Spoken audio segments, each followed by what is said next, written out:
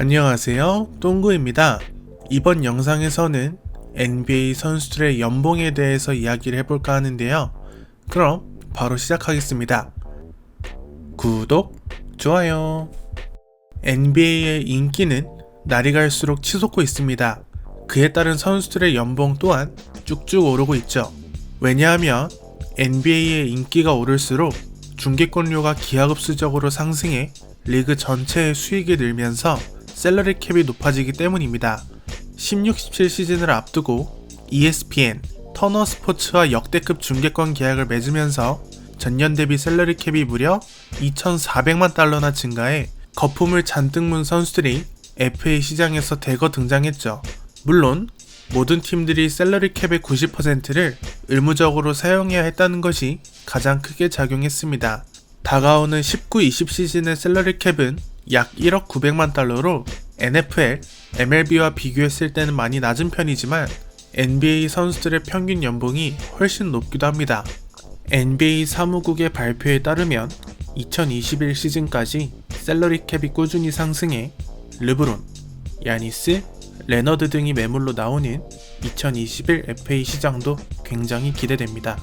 이번 시즌에 가장 많은 돈을 벌어들인 선수는 누구일지 알아볼까요? 이는 연봉과 각종 스폰을 모두 합한 수치입니다. 1위는 르브론 제임스입니다. NBA 최고의 스폰서십을 보유한 선수인 르브론 제임스는 18-19 시즌을 앞두고 LA 레이커스와 4년 1억 5,300만 달러의 계약을 맺었으며 제작사인 스프링 엔터테인먼트와 미디어 기업인 언인터럽티드를 소유하고 있습니다. 신디 크로포드, 아놀드 슈와제네거, 린지 본과 함께 건강, 웰빙 기업인 레더를 창립했고요. 2018년 르브론 가족재단의 첫 초등학교를 설립했고 그 아이들을 대학에 보내기 위해 약 4,100만 달러를 사용할 예정이라고 합니다.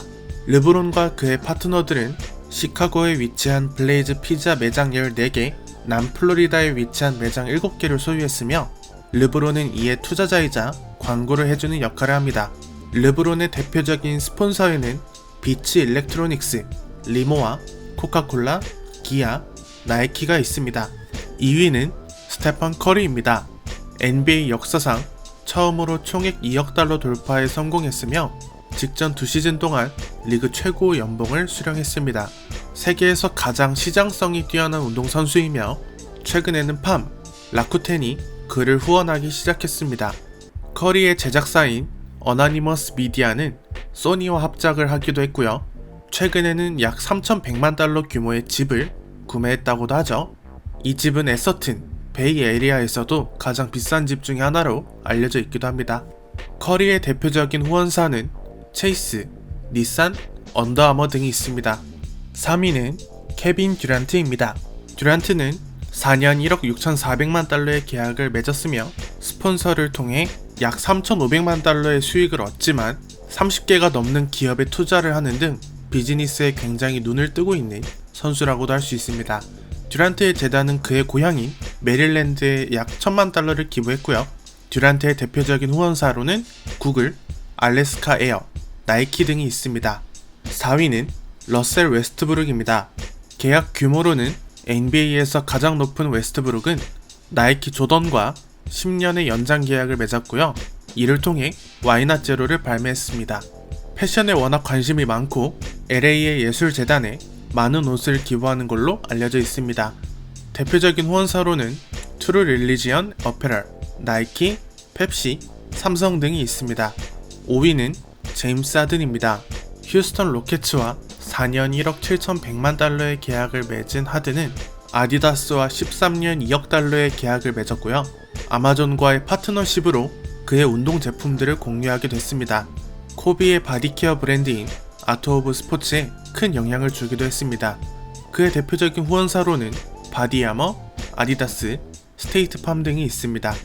아무래도 선수들의 수입이 상상을 초월하다 보니 단순히 규모를 유지하는 게 아니라 투자, 사업을 통해 자신의 브랜드 가치를 조금이라도 높이는 데 집중합니다.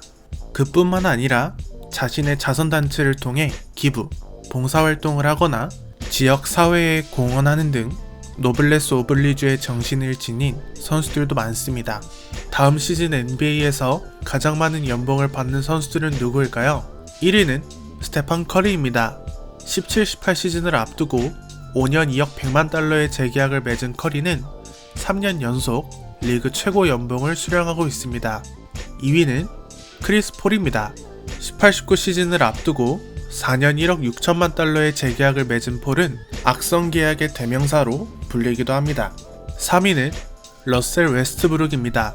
18-19 시즌을 앞두고 5년 2억 700만 달러의 재계약을 맺은 웨스트브룩은 총액 기준으로 NBA 최고의 자리를 지키고 있습니다. 4위는 케빈 듀란트입니다. 이번 오프시즌에서 브루클린과 4년 1억 6,400만 달러의 계약을 맺은 듀란트는 아킬레스건 부상으로 다음 시즌을 통째로 쉬게 되는데요. 용돈으로 400억이나 받는 셈입니다. 공동 4위는 존 월입니다. 워싱턴과 4년 1억 7,100만 달러의 재계약을 맺은 월은 여러 부상이 겹치면서 코트를 비운 지 꽤나 오래됐는데요. 이 와중에 모교인 켄터키 대학에서 학업을 집중하고 있는데 학비를 오히려 벌어가고 있습니다. 또 다른 공동 4위는 제임스 하든입니다. 휴스턴과 4년 1억 7,100만 달러의 연장 계약을 맺은 하든은 다음 시즌 웨스트브룩과 함께 리그에서 가장 비싼 백코트를 이루게 됩니다. 팀들마다 동일한 셀러리 캡을 기준으로 팀을 구성하게 되지만 세세하게 들여다보면 각 팀들의 포지션별 비중이 굉장히 다양한데요. 이 지표로 팀들의 강한 포지션과 약한 포지션을 알 수 있겠죠? 먼저 가드의 비중이 가장 높은 팀은 골든 스테이트 워리어스입니다. 8명의 선수들이 무려 팀 셀러리 캡의 76%를 차지하는데요. 커리, 탐슨, 러셀만 합쳐도 70%에 육박합니다. 가드의 비중이 가장 낮은 팀은 멤피스 그리즐리스입니다. 5명의 선수들이 팀 셀러리 캡의 19%를 차지하는데요. 루키인 J.A. 모란트가 팀 내 가드 연봉 2위일 정도로 멤피스의 가드진은 많이 약하다고 볼 수 있습니다. 포워드의 비중이 가장 높은 팀은 LA 클리퍼스입니다. 8명의 선수들이 팀 셀러리 캡의 64%를 차지하는데요. 폴 조지와 레너드의 합류가 크게 작용했죠. 후보에도 모리스 하클리스, 자마이칼 그린 등 수비력이 준수한 선수들이 포진해 있어 리그에서 가장 탄탄한 포워드진을 구축했다고 볼 수 있습니다. 포워드의 비중이 가장 낮은 팀은 포틀랜드 블레이저스입니다. 5명의 선수들이 고작 팀 셀러리 캡의 9%를 차지하는 데 그쳤는데요. 확실한 스윙맨은 물론이고 특히 파워포워드 자리를 누가 차지할지가 궁금합니다. 센터의 비중이 가장 높은 팀은 필라델피아 76서스입니다. 4명의 선수들이 팀 셀러리 캡의 45%를 차지하는데요. 호포드가 팀에 합류하면서 엠비드와 함께 리그 최고의 인사이드를 구축하게 되었습니다. 센터의 비중이 가장 낮은 팀은 뉴욕 닉스입니다. 단 한 명의 선수가 팀 셀러리 캡의 1%를 차지하는데요. 그 주인공은 미첼 로빈슨입니다. 팀의 정통 센터가 한 명뿐이라는 건 치명적인 단점으로 작용할 수 있죠. 뉴욕의 파워포워드 폭풍 영입이 우려스러운 이유가 이 때문입니다. 하지만 신장이 큰 바비 포티스가 센터로서 로빈슨과 함께 활약하지 않을까 싶네요. 포지션별 평균 연봉을 살펴보면 센터가 약 950만 달러로 1위, 포인트 가드가 약 930만 달러로 2위, 스몰 포워드가 약 790만 달러로 3위, 슈팅 가드가 약 700만 달러로 4위, 파워 포워드가 약 640만 달러로 5위인데 과거와 달리 포인트 가드의 주가가 급상승하고 빅맨인 센터의 주가가 많이 떨어졌을 것으로 예상했지만 요즘엔 워낙 다재다능한 빅맨들이 많이 등장하다 보니 포인트 가드와 센터가 모두 주목받는 시대가 된 것 같습니다. 이로 인해 파워포워드와 슈팅가드의 비중은 자연스럽게 줄어들게 되었네요. 현역 선수들 중 데뷔 이래 벌어온 연봉이 가장 많은 선수는 누구일까요? 뭐 다들 아시겠죠? 르브론 제임스입니다. 그 뒤를 크리스 폴, 드와이트 하워드가 잇고 있네요. 이번 영상은 여기까지고요. 다음 영상에서 봅시다. 안녕.